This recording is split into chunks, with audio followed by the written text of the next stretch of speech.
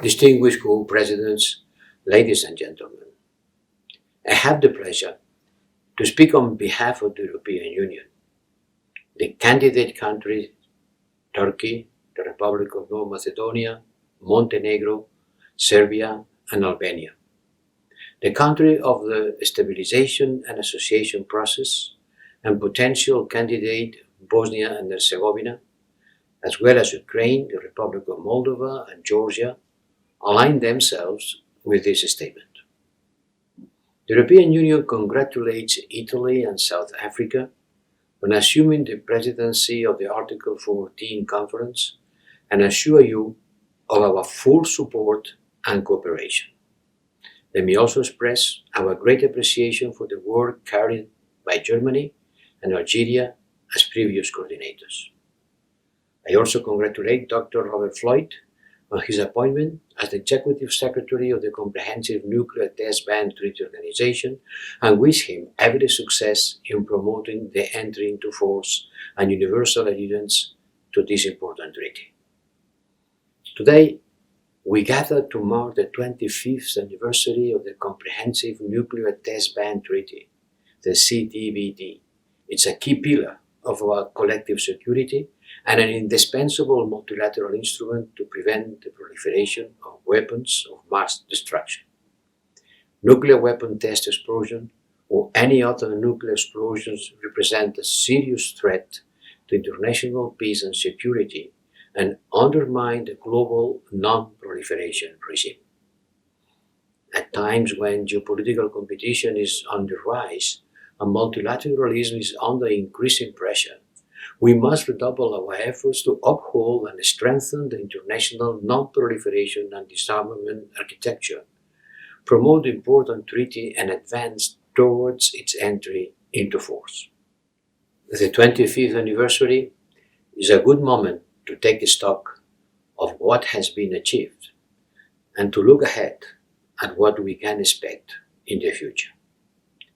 While the ultimate goal of bringing the treaty into force has not been achieved yet, the CTBT has nevertheless established itself as a strong, fully verifiable instrument signed by 185 states and ratified by 170.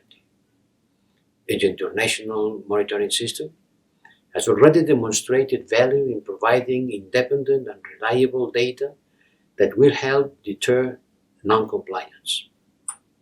And following the North Korea's nuclear test, reliable and independent data was quickly available for decision makers, so enabling the international community to respond appropriately and swiftly. Promoting the entry into force and universalization of the CTBT remains a top priority of the European Union. All 27 member states have ratified the treaty, and we remain strongly committed to it. The European Union calls on all states, in particular the remaining 8 Annex II states, to sign and ratify the treaty without any preconditions or delay.